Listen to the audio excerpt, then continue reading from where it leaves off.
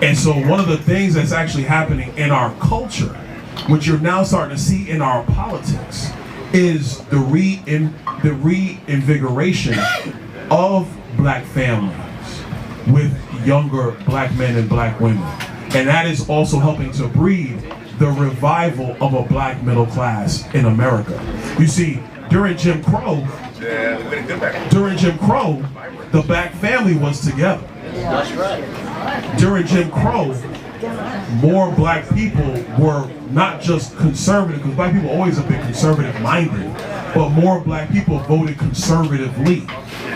And then HEW, Lyndon Johnson, and then you go down that road, and now we are where we are. What's happened in America the last 10 years, and I say it because it's my contemporaries, it's Wesley's contemporaries, you're starting to see more black people be married in homes, raising kids. It's when you... Welcome to Uncommon Courtesy. We give you the courtesy of conversation. That's uncommonly spoke of. I'm D-Mac. I'm Wesley. And this is the show. How you doing today, sir? I'm pretty good, man. How about yourself? I'm great. Yo, before we start, like, subscribe, hit that bell button so you keep up with everything that we talk about. Also, don't forget our sponsor, Crime Scene Seasoning, brought to you by Doc Loves the Kids organization helping out local communities. Now, I want to start off today with Byron Donalds. Byron Donalds, he is a representative of Florida. I mean, coming from Florida with John D. Santos. Is that his name? Yes. Yeah, you knew it was going to be some messed up stuff. Anyways, he suggested on Tuesday that Black American families were more together during the era of segregation known as Jim Crow. He said, you see, during Jim Crow, the black family was together. During Jim Crow, more black people were just conservative. Black people have always been conservative-minded, but more black people voted conservatively, Donald said. Let me give you a little facts. First of all, I know that's the reason why your daddy left you.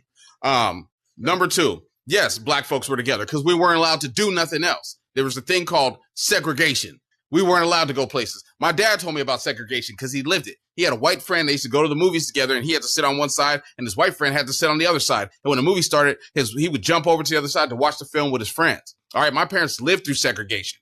You know what I'm saying? So I don't want to hear nothing from him. Number two, the only thing that he said that was right was that the thing that destroyed the black family was the war on poverty. When they would give black folks, they'd give the black women, they'd be like, hey, we'll give you food stamps and all this stuff, but you got to kick the man out. But you know what I'm saying? Like that this guy is the reason. He was the one that Harriet Tubman carried the shotgun for. This is what I'm going to say. I disagree even with that premise of that right there. People, that's the whole welfare queen, racist trope that they love to use. That's bullshit. That's not what destroyed the black family. What destroyed the black family was the war on drugs. That happened pretty much right after the civil rights movement. I think 65 when the Civil Rights Act passed in like 1972 maybe or 68. Yeah, maybe even 78 wasn't it? 68 is either 68 or 72, one and two. Because that's it's when Nixon got in office. So it was like between 68 and 72. Basically, right after they killed Martin Luther King, they started the war on drugs. You know, and basically they pointed that war on drugs towards black people. It was said one of the administrators inside of Nixon's White House, they were speaking. It's on.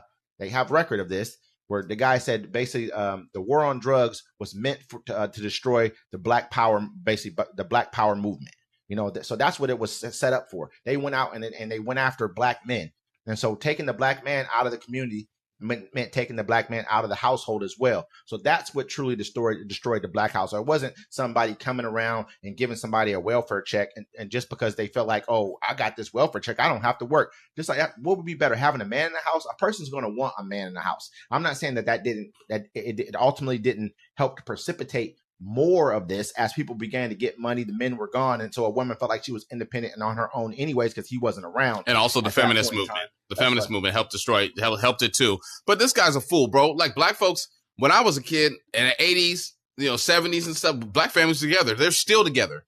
He's just going off the narrative that they push on TV that's not owned by any black folks. You know what I'm saying? I don't see him talking about how the European American family's been destroyed from the opiate crisis. And the number one people who are on welfare is the European American family. So that's also just... Hold on now, brother. That's not by Kappa. See, there's more white people than there are black people. So, but fuck that. Now, excuse my language. But still, if you're sitting at over 60-something% of the people who are on welfare are are your people. It still doesn't matter. It's not even just per capita who's what, where, when, or why. It's like you're not even over 60% of the population right now. So that's just what it is. There's a lot of people who are white who are on welfare, but they like to. He's basically just going out and pushing that line for them because that's what they want us to push. Oh, the Democrats destroyed the family. No, what happened was even after, because he said a lot of blacks were conservative at the time. Yes, because the Republican Party were more or less the party of abolition. The abolitionists was the people who wanted to get rid of slavery.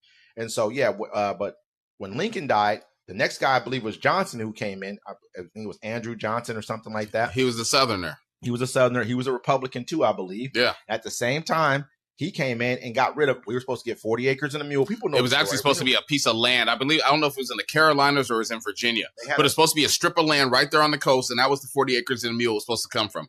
But you know what I'm saying? For this, Byron Donald, let me tell you a little something about your future. Okay, this is what's going to happen. You remember Omarosa? You remember Candace Owens? Where are they at now? That's what they're doing with you. You can't come back to the picnic, bro. They're going to use you to put all this information out. Then when they get done with your black ass, they're going to kick you to the curb, and you can't even come parlay with us no more. Now, I want to say this, too. Democrats ain't shit either. They've done nothing for the black community except for come around and think they can dance and play jazz music, and we're just going to do and vote for them every time. Well, we're hip to your game, and we're hip to the Republican game. See, people need to understand this. Black folks have been saving this country since the conception. So let's keep that 100. There's two birds. There's one bird, two wings, and there's black people under it carrying it. So, Byron Donald, you're a fool. I know who you're trying to get, but ain't nobody like you, bro. I feel like, at the same time, though, I do have a different stance. I feel like Democrats have done a lot more for the black community. I won't just say it's strictly for the black community, but, I mean, the laws that they're trying to pass, and most of the laws that they're trying to pass or have passed, for the black. They ain't done nothing specifically for black folks. After they passed, the civil rights movement is for everybody. That's for everyone. Wait. That was not specifically for black folks. Everyone gets that. Everyone gets it, but who was the people who we were the number 2 race in this country at that time by far? Yeah, but who gets people. What's the name? One law. And there's like you always say, legacy black people who've been here for a long period of time. Cool. Give me two laws. That the Democrats have passed specifically for black folks. I mean, what laws? Give me one. What's most laws that anyone's passed specifically for anyone? The Asians just got one during COVID. Israel's not even part of our country, and they got laws. Anti-lynching laws, if we want to say that. I mean, they don't even clear them lynching anymore. Every time they find a black dude hanging in a tree, they say he killed himself. But you understand what kind of black person hangs himself? Anti-lynching laws. There's a lot of laws. There was desegregation laws. People say that was for everybody. Yes, it's for everyone. Everyone's able to benefit from it, but we were the ones who were front line pushing for this because it was more of us than was anyone else. Of course, we're the only ones that needed it. Say it again. We're the only ones that needed it. Say it again. I already said it twice. We're the only ones. Of course, we're pushing for some laws. We're like, look, stop driving into my neighborhood and killing me. I mean, don't get me wrong. So there's been a number of things. I won't say that they've ever done anything too much. I won't say they've done too much specifically for black people. There's a lot more things that we need to push for and make sure it gets done. That's for us. I know. It's election year. What we need to do is hold our vote and tell them we want substantials right now. You're already in office. You have the power. They're trying to get mad at 50 Cent going over there talking to Republicans and stuff, but it's just like Ice Cube did. Look, I'm talking to the people that are holding the power. I'm not going to sit here and be like, protest, don't talk to them. No, I'm talking to the people that are holding the power. Absolutely. Black folks need to get to a collective. We have 2 months to do it. Mm-hmm. You know what I'm saying? Get in the collective, voice what we want. And if you don't give it to us, we'll get a country right back to the Republicans. Because you want to know why? Because under Donald Trump, everybody suffered. That wasn't with him. And I was gleeful. They're like, oh my gosh, it's going to be bad for you. You're a person of color. I said, ma'am, I was born in America. What you talking about bad for me? And like I said before too, you got to watch out for Byron Donald. He's a person he's a very intelligent black man. He's the most well-spoken. So is Uncle Ruckus. He's the most well-spoken Republican out of all of them. I would say him and Tim Scott, very well-spoken. Tim Scott just has way too much. He's way too whitewashed. I mean, when it comes to being a black politician, Tim Scott is. Now, Byron Donald, he kind of has that feel. He can push a line and really push and get inroads into the Democratic Party, especially with black men, because he kind of gives off that feel. But at the same time, if you listen to what he's saying and you pay attention to who he really is as far as like what his politics are, he's the same exact person as any Republican who would be in his position. Tim Scott looked like one of them people that wear one of them hats with a visor and no top, and he puts suntan lotion on his nose and has a ultraviolet fanny pack. That's probably who he is. And he got them old school ass head. He got an MP4 player with the old school headphones on, the big orange ones. That's why I look at Tim Scott every time. He looks so good. I love you, Donald Trump. Huh, huh, huh. But that's what I'm saying. I don't see Byron Donald. Tim Scott looks like a black thumb. Byron Donald would really come out there and say whatever it took to get Trump back in office. Like I said, he's very intelligent man. He has like a finance background. We got to watch out for him. Tim Scott looks in the mirror and wants to call the police. Okay.